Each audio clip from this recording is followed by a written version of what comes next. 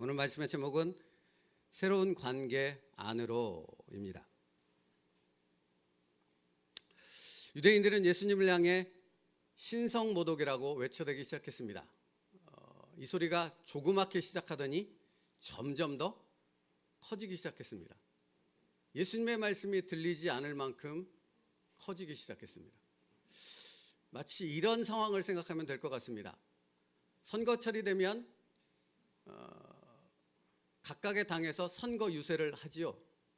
근데 이렇게 그 유세하는 현장이 두 맞서는 당에서 같이 맞붙게 되어지면 상대편에서 유세를 하면 이쪽 편에 들으러 온 군중들이 야유를 보내며 그 소리가 들리지 않도록 엄청난 잡음을 내지 않습니까? 마치 그런 것과 같습니다. 예수님께서 말씀을 선포하시는데 유대인들이 소리를 내기 시작합니다. 신성모독이라 외치기 시작합니다. 근데 그게 점점 격렬해지고 커지기 시작했다라는 것입니다. 그 이유가 무엇입니까? 16절에서 보듯이 예수님께서 안식일의 계명을 어겼다는 이유 때문입니다. 그러므로 안식일에 이러한 일을 행하신다 하여 유대인들이 예수를 박해하게 된지라. 그러니까 유대인들이 절대로 안식일에 할 수 없다고 정한 그 일을 예수님께서 하신 것입니다. 여러분, 제가 말하는 것을 잘 들으셔야 돼요. 하나님께서 하시지 말라 한 일을 예수님께서 하셨다고 말하지 않았어요. 저는 뭐라고 말씀드렸습니까? 유대인들이 안식일에 하지 말라고 정한 일을 예수님께서 하셨기 때문에 유대인들이 예수님의 소리를 안 들으려고 했고 박해하기 시작했다라는 것입니다. 그런데 이상한 것은요, 자신을 박해하는 유대인들을 향해 예수님은 더욱더 그들의 마음을 격노시키는, 그들의 마음을 격동케 하는 그 말들을 계속해서 쏟아내셨다라는 겁니다. 예를 들자면 17절 말씀이네요. 예수께서 그들에게 이르시되 내 아버지께서 이제까지 일하시니 나도 일한다 하시매. 마치 이런 것과 같습니다. 타오르는 불에 기름을 끼얹는다는 속담이 있지 않습니까? 더 타오르게 하는 거죠. 더 격렬해지게 하는 거죠. 내 아버지께서 일하시니 나도 일한다라는 말은 무슨 말입니까? 내가 누구라는 것입니까? 하나님의 아들이라는 겁니다. 그러니 유대인들이 신성모독이라고 외칠 수밖에 없었던 것이죠. 거룩하신 하나님을 인간, 지금 눈에 보이는 그 인간이 자기의 친아버지라고 얘기하고 있으니 유대인들은 신성모독이라고 격렬하게 대항할 수밖에 없었던 것입니다. 18절 말씀을 보면 이로 말미암아 더욱 예수를 죽이고자 하니 이는 안식일을 범할 뿐만 아니라 하나님을 자기의 친아버지라 하여 자기를 하나님과 동등으로 삼으심이로라. 그러니까 신성모독이라고 말하는 것이 무엇인지를 분명히 드러내지 않습니까? 자기와 하나님을 동등하게 놓았다고 유대인들은 판단했던 것입니다. 그러니 격해질 수밖에 없는 것이었죠. 여러분, 이렇게 신성모독을 계속하는 예수님 때문에 유대인들은 무엇을 작정하는가? 예수님을 죽이기로 작정합니다. 예수님도 말씀을 선포하며 그들이 이제 박해하는 것을 넘어서서 자신을 죽이려는 그 격렬함 가운데 가득 차 있었다라는 사실을 인지하셨을 것입니다. 그런데 문제는 뭐라고요? 더 그런 말을 쏟아낸다는 것입니다. 19절 말씀이요. 오늘 본문 첫 번째 구절인데 아들이 아버지께서 하시는 일을 보지 않고는 아무것도 스스로 할 수 없나니 아버지께서 행하는 그것을 아들도 그와 같이 행하느니라. 무슨 말입니까? 우리는 아멘이죠. 그죠? 그런데 유대인들은 이 말씀을 듣자마자 더 격노한 것입니다. 하나님이 행하시는 일을 나도 행한다라는 겁니다. 그래서 무슨 얘기까지 합니까? 하나님이 죽은 자를 살리시는데 나도 죽은 자를 살린다. 여러분이 유대인이라고 한번 생각해 보십시오. 유대인의 입장에서 한번 생각해 봅시다. 가만히 있겠습니까? 그럴 수 없죠. 21절에 아버지께서 죽은 자들을 일으켜 살리심 같이 아들도 자기가 원하는 자들을 살리느니라 라고 말씀하고 있는 것입니다. 제가 이렇게 말씀드렸잖아요. 격노하고 있는, 마음이 격동해서 예수님을 죽이려고 하는 이들에게 마치 더 해라라고 예수님은 그들을 더 부추기고 그런 말씀들을 쏟아내고 있으시다는 것입니다. 그러면 여러분 왜 그러셨을까요? 왜 타는 불에 기름을 더 끼얹으셨을까요? 예수님께서는 아셨는데 왜 그러셔야만 했었을까요? 그게 우리의 질문이 되어야 됩니다. 사실은 이 질문이 있어야지만 오늘 말씀을 여러분 마음 가운데 담을 수 있습니다. 왜 그러셨을까요? 심각하게는 유대인들이 자기를 죽이려고 하는 생각 가운데 온통 가득 찼다는 것을 예수님이 아셨음에도 불구하고 예수님은 계속해서 그들의 마음을 격동시키셨다라는 것이죠. 왜 그러셨을까요? 그 이유를 고린도후서 7장 1절 말씀에서 우리는 찾아볼 수 있습니다. 고린도후서 7장 1절입니다. 우리 같이 읽겠습니다. 시작. 그런즉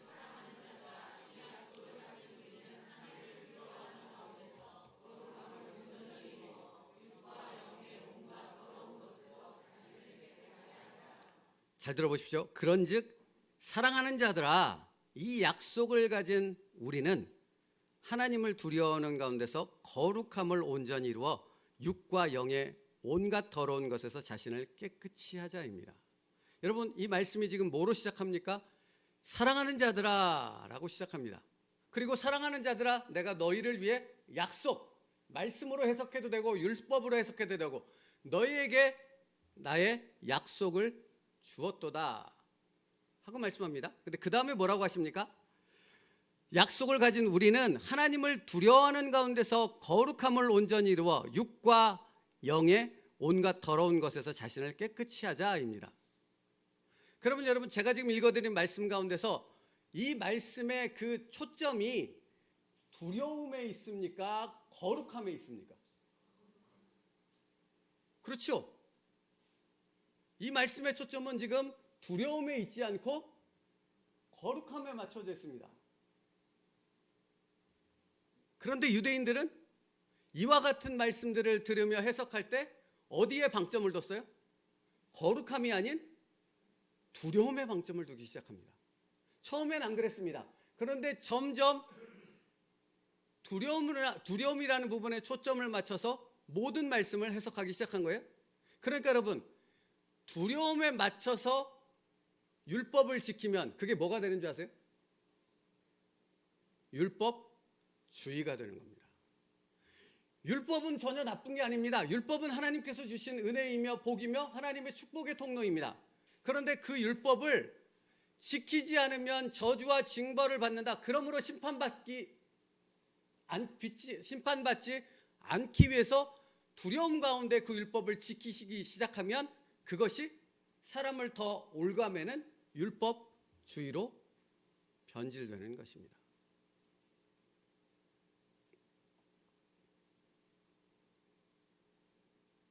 그러니까 율법과 율법주의의 차이는 무엇입니까? 하나님의 사랑 안에서 말씀을 지키면 그것은 거룩한 율법이 됩니다. 우리에게 은혜요, 축복이 되는 것이라고요. 그렇지만 두려움 가운데서 율법을 지키기 시작하면 그것은 우리를 얽어매게 하고 우리를 율법주의라는 것에 빠지게 만들어서 종교인이 되게 만드는 틀이 되어져 버리는 것이죠.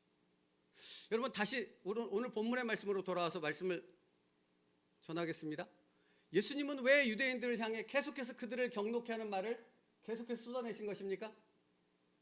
바로 이 두려움 가운데 있는 그들이 만든 종교적인 틀을 예수님이 깨시기 원하셨던 것입니다. 왠지 아십니까? 이 종교적인 틀이 너무나 견고히 있기 때문에 이 틀을 갖추고 있으면 예수 그리스도가 전하는 그 생명의 은혜가 그들 안으로 들어갈 수가 없기 때문입니다. 그래서 심각하게 그 틀을 깨셨던 것입니다. 여러분, 유대인들이 하나님이 주신 율법을 확대 해석해서 수백 가지의 세부 사항의 그 행동 지침을 만들었잖아요. 그걸 장로들의 유전이라고 합니다. 그리고 사실은 예수님이 안식일을 범했다라고 예수님을 박해하기 시작한 그 이유는 율법이 아니라 장로들의 유전을 범했기 때문에 예수님을 박해하고 죽이려고 했다는 사실을 지난주에 설명드렸지요.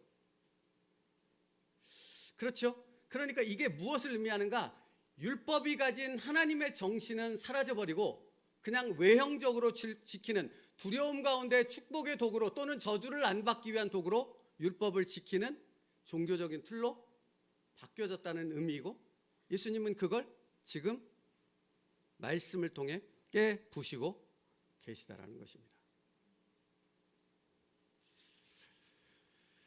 여러분 보십시오. 신명기 30장 15절 말씀입니다. 신명기 30장 15절 말씀에 보라, 내가 오늘 생명과 복과 사망과 화를 내 앞에 두었나니 입니다. 여러분, 이게 우리에게 굉장히 중요하다는 것 아십니까? 지금도 똑같이 이 말씀을 율법주의적 관점에서 해석하는 그런 경우가 너무 많다라는 것입니다. 그럼 묻겠습니다. 잘하고 순종하면 복이요, 아니면 화와 저주를 받으니 반드시 순종해야 된다는 말씀입니까? 보라, 내가 오늘 생명과 복과 사망과 화를 내 앞에 두었노니, 이게 그 말씀이에요?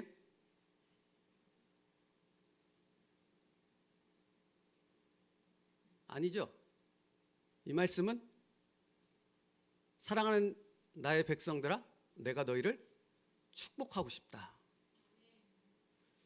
하늘에 한없는 축복을 너희에게 내려주고 싶은데 그 축복의 통로가 이 말씀을 통해 너희에게 열려질 수 있단다 라는 말씀입니다. 그러니까 이 말씀을 해석하기 위해서 가장 기본적으로 깔아야 될 전제가 무엇인지 아십니까? 하나님이 나를 사랑하신다는 것입니다. 그래서 이 말씀을 주신 거예요. 이게 여러분, 부모님들이 사랑하는 자녀들에게 때로는 조건을 내겁니다. 이번 시험 잘 보면 원하는 대로 놀게 해줄게. 대신 못 보면 끝이다. 여러분, 부모들이 자녀들한테 하는 이 얘기는 어디에 방점이 있어요? 끝이다에 방점이 있어요? 너네 한번 맛봐봐. 끝 종말이 무엇인지 내가 보여줄게. 이겁니까? 아니잖아요. 내가 너에게 즐거운 시간을 주고 싶단다. 너가 정말 하고 싶은 일을 하도록 너에게 자유를 주고 싶어. 그렇기 위해 네가 이것을 했으면 좋겠어. 이 의미잖아요. 그 의미인 거예요, 사실은. 내가 너에게 복을 주고 싶다라는 겁니다. 너에게 하늘에 한없는 은혜를 주고 싶다라는 것입니다. 근데 이것을 두려움 속에서 조건부로 받기 시작하면 이것이 율법주의가 되어져 버리는 것입니다. 사랑하는 성도 여러분, 하나님께서 사랑하는 자녀들을 향해 거룩하라, 내가 거룩하니 너희도 거룩하라라고 말씀하는 것도 동일하다는 거 아십니까? 거룩은 우리가 짊어져야 될 짐입니까? 거룩하게 살아야 돼. 거룩해지지 않으면 안 돼. 그러면 벌 받으니까. 그러니까 오늘도 거룩하게 살아야 돼. 이겁니까? 아니요. 거룩은 하나님이 사랑하는 백성에게 준 삶에서 드러나는 증표예요. 그러니까 거룩은, 여기서 하나님이 말씀하시는 거룩은 거룩하게 살아야지 하고 되는 것이 아니라는 거예요. 하나님의 사랑을 받고 하나님으로부터 거룩을 부여받은 사람만이 거룩한 삶을 살 수 있다라는 것입니다. 내가 거룩하니 너희도 거룩하라는 말씀은 무엇입니까? 내가 그 거룩을 너희에게 주었다라는 것입니다. 예수 그리스도의 생명, 예수 그리스도의 거룩을 너희에게 주었는데 그 거룩의 은혜와 축복을 너희가 삶에서 나는 누리기를 원한다. 그러니까 거룩은 하나님께 택함을 받은 사람들만이 삶에서 살아낼 수 있는 하나님의 성품인 것입니다.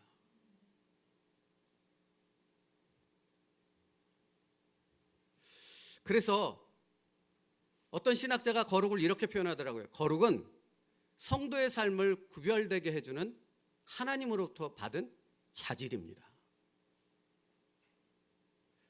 거룩은 하나님을 위해 구별된 자기 존재의 표현이며 하나님의 은혜로 새로워진 놀라운 그 심령의 영혼의 내면이 표면으로 드러나는 것이 바로 거룩입니다. 라고 말합니다. 그러므로 사랑하는 성도 여러분, 거룩은 짊어져야 할 짐도 아니요 두려움을 주기 위한 것도 아닙니다. 하나님께서 주신 은혜요 축복의 증거인 줄 믿습니다. 율법도 마찬가지라고요. 율법은 짊어져야 할 무거운 짐이 아닙니다. 두려움으로 지켜야 할 어떤 조건은 더더욱 아닙니다. 율법은 하나님께서 사랑하는 그의 백성에게 주신 약속의 증표요 은혜의 통로가 되어주는 줄 믿습니다. 그래서 예수님께서 산상수훈의 말씀 중에 율법에 대해서 이렇게 말씀하셨던 것입니다. 마태복음 5장 17절로부터 20절까지의 말씀 우리 함께 읽겠습니다. 율법에 대해 뭐라고 말씀하시는지 함께 말씀을 묵상하길 원합니다. 17절부터요. 시작. 내가 율법이나 선지자를 폐하러 온 줄로 생각하지 말라. 폐하러 온 것이 아니요 완전하게 하려 함이라. 진실로 너희에게 이르노니 천지가 없어지기 전에는 율법의 1.1획도 결코 없어지지 아니하고 다 이루리라.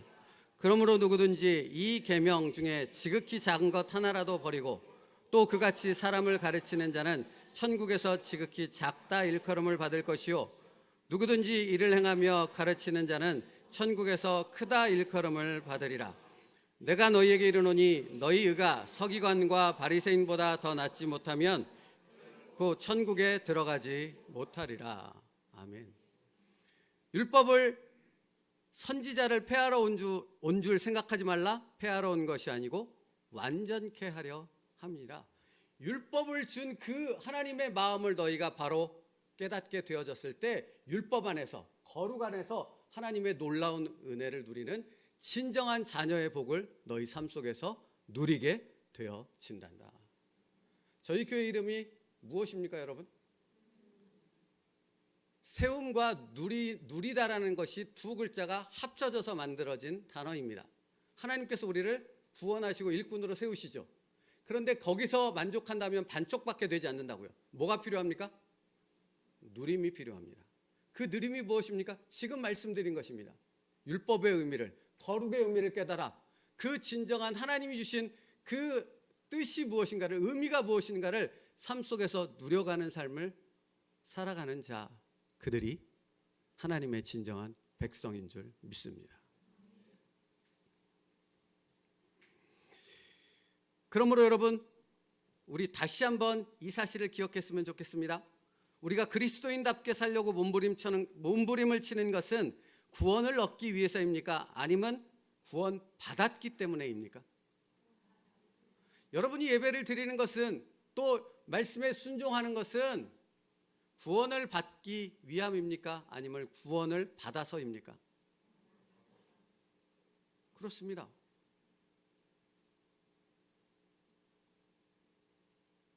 우리가 그리스도인답게 변화되는 것은, 우리가 그리스도인답게 변화해야 하는 것은 내 안에 스티그마를 가졌기 때문입니다. 내 안에 예수의 흔적이 있기 때문입니다. 그래서 그리스도인답게 살려고 몸부림치는 것입니다. 갈라디아서 6장 17절 말씀이에요.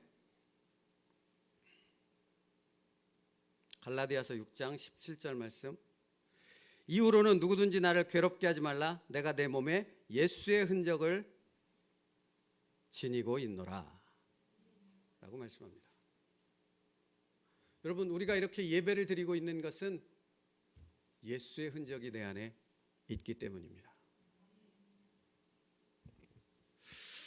예수님께서는 이처럼 유대인들의 잘못된 신앙의 틀, 종교의 틀을 아셨기에 그것을 깨부심으로 예수 그리스도로 말미암는 새로운 하나님과의 관계를 만들어주기 위해서 그들을 격동케 하는 말들을 쏟아내셨던 것입니다.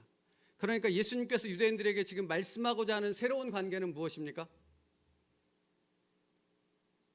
하나님이 더 이상 두려움의 공포의 대상이 아니라는 것입니다. 그럼 하나님은 누구십니까? 사랑하는 성도 여러분, 여러분에게 하나님은 누구십니까? 제가 성경 공부를 할 때 늘 가장 처음에 시작할 때 하얀 백지 한 장을 내밀면서 이렇게 묻습니다. 여러분의 하나님은 누구십니까? 한번 기록해 보십시오. 여러분의 하나님은 누구십니까? 그리고 유대인들에게 예수님은 그 하나님을 누구라고 소개하고 있습니까? 하나님은 두려움의 대상이 아니라 너희의 아버지시니라.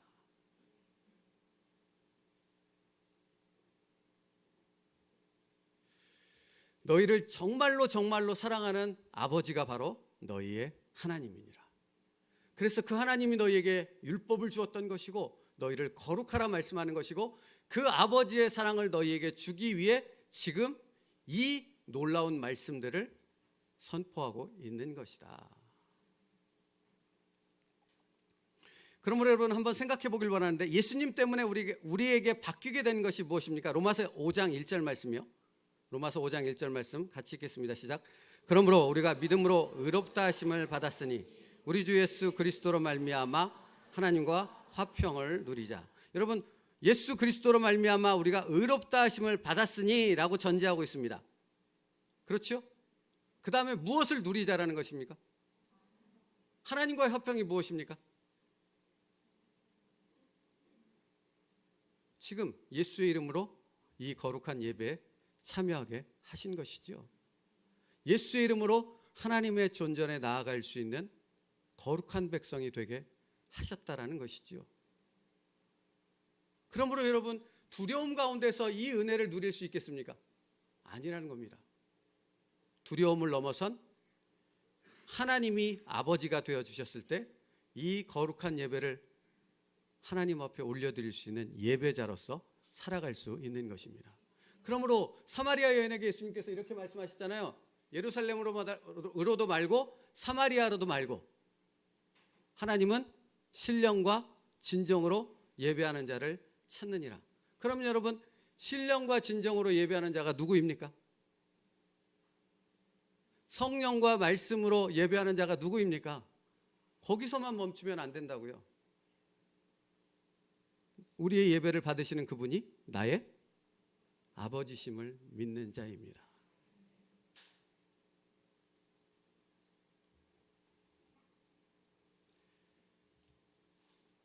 우리는 언제든지 하나님의 거룩한 하늘 보좌로 나아갈 수 있습니다. 왜냐하면 우리 안에 예수의 보혈의 피가 있기 때문입니다. 그 이름을 붙잡고 하늘 보좌로 나아갈 때 우리는 하나님께서 주시는 놀라운 은혜를 더 깊이 느끼게 되어지는 것이지요. 그래서 우리 주 예수 그리스도로 말미암아 화평을 누리자라고 말하고 있는 것입니다. 이게 계속되는 저의 은혜가 있는데요. 교동문이 오늘 1번으로 바뀌었지요. 그리고 여러분도 저도 알고 있듯이 교동문 1번은 시편 1편임을 우리는 기억하고 있습니다. 시편 1편에 이렇게 말하고 있다는 거 아십니까? 복 있는 사람은 악인들의 꾀를 따르지 아니하며 죄인들의 길에 서지 아니하며 오만한 자들의 자리에 앉지 아니하고 그 다음에 오직 여호와의 율법을 즐거워하여 그 율법을 주야로 묵상하는 자로다.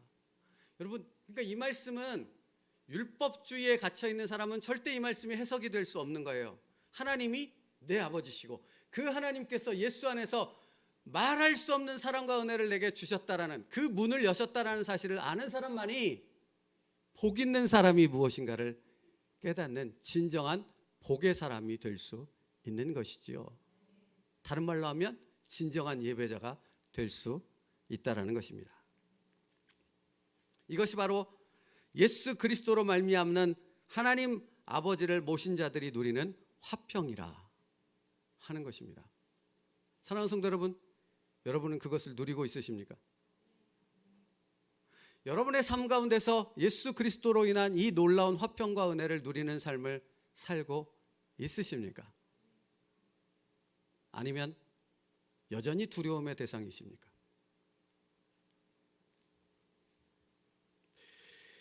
바로 이런 창조주 하나님과의 새로운 관계를 예수님이 설명하고 있는 것입니다. 로마서 5장 2절 말씀 다 같이 볼게요. 로마서 5장 2절 말씀이요. 시작. 또한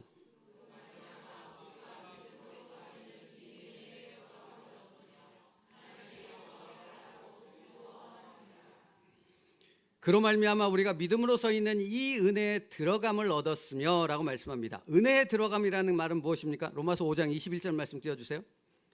이는 죄가 사망 안에서 왕노릇한 것 같이 은혜도 또한 의로 말미암아 왕노릇하여 우리 주 예수 그리스도로 말미암아 영생에 이르게 하려 함이니라 라는 말씀입니다. 사랑하는 성도 여러분, 아담이 지은 죄는 인간에게 영원한 죽음만을 가지고 왔습니다. 그러면 예수 그리스도는 우리에게 무엇을 주셨습니까? 그 영원한 죽음의 권세를 깨뜨리고 하나님의 영원한 생명의 보좌 앞으로 들어갈 수 있는 문을 열어주신 줄 믿습니다. 이것이 그 은혜 안으로 들어감을 의미하는 것입니다.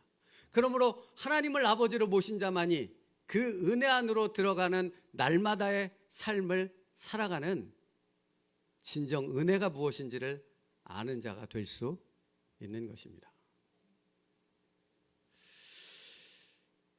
그래서 에베소서 2장 8절은 이렇게 말씀하는 것 아닙니까? 너희는 그 은혜에 의하여 믿음으로 말미암아 구원을 받았으니 이것은 너희에게서 난 것이 아니요 하나님의 선물이라. 또 로마서 5장 17절 말씀 띄워주실래요? 같이 읽겠습니다. 시작.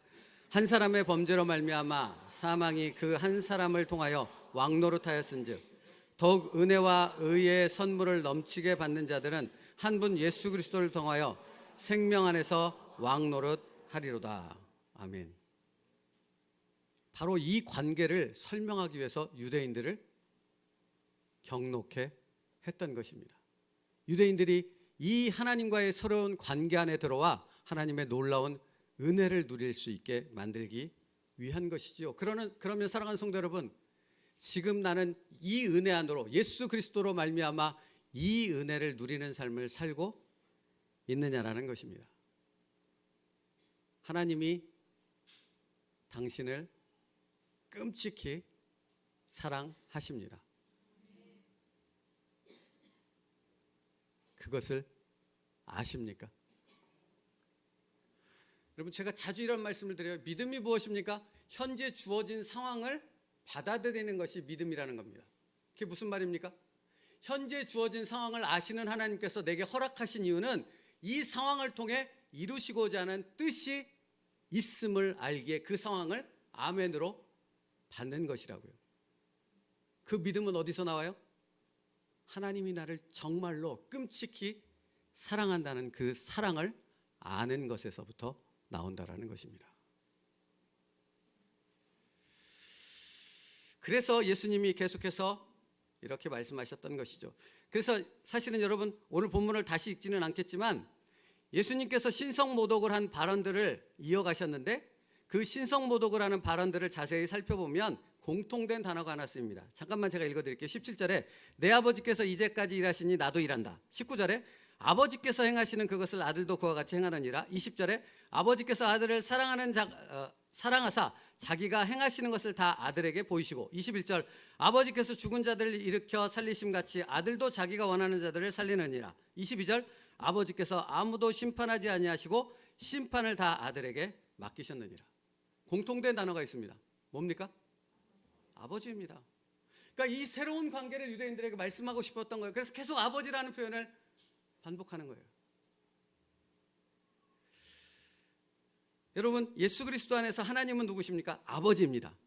그냥 아버지가 아니고 나의 아버지입니다. 제가 군에서 되게 은혜로운 경험을 했던 정말 수없이 많은 것 중에 한 가지는 무엇이냐면 되게 신앙이 좋은 동역자를 한 명 보내줬어요.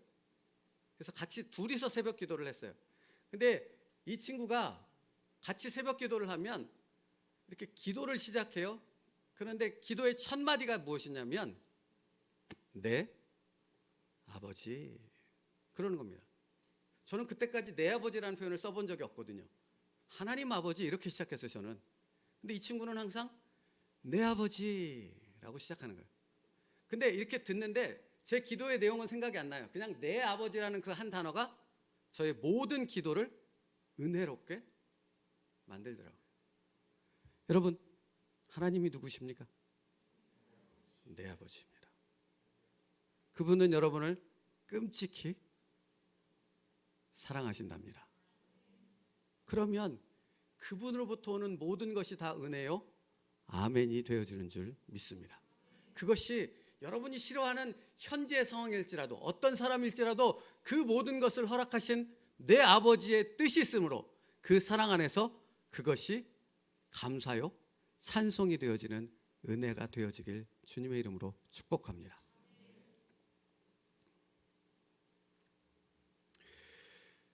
그래서 여러분, 로마서 8장 14절 15절은 이렇게 말하는 것 아닙니까? 8장 14절 15절 함께 읽겠습니다. 시작.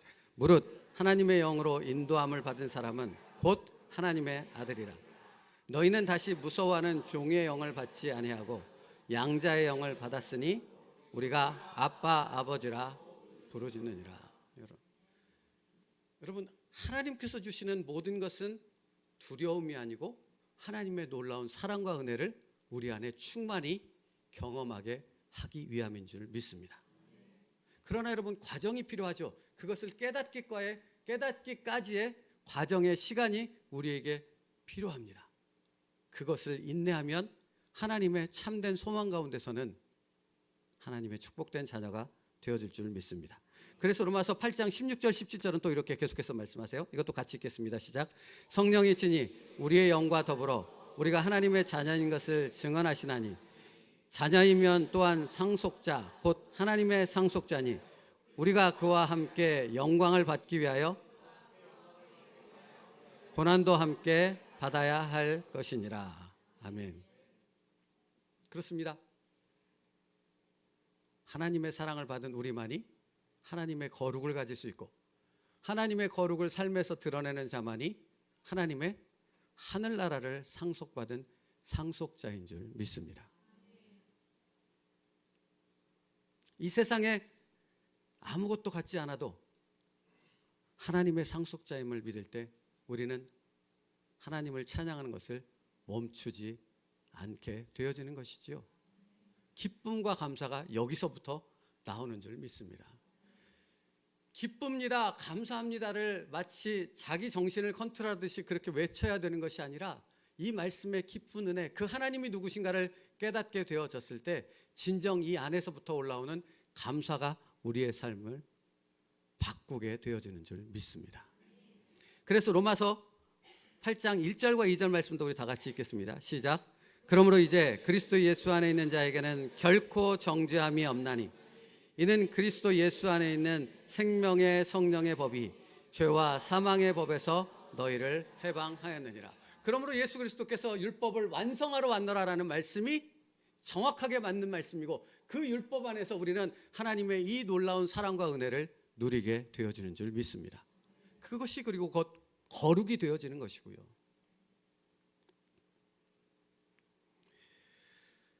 말씀 마치겠습니다. 예수님께서는 유대인들의 이 잘못된 틀을 깨 부수기 원하셨던 것입니다. 깨 부수는데 목적이 있는 것이 아니지요. 하나님이 내 아버지심을 알게 하는 그 새로운 은혜의 관계 안으로 그들을 인도하는 것이 목적이었다는 것입니다.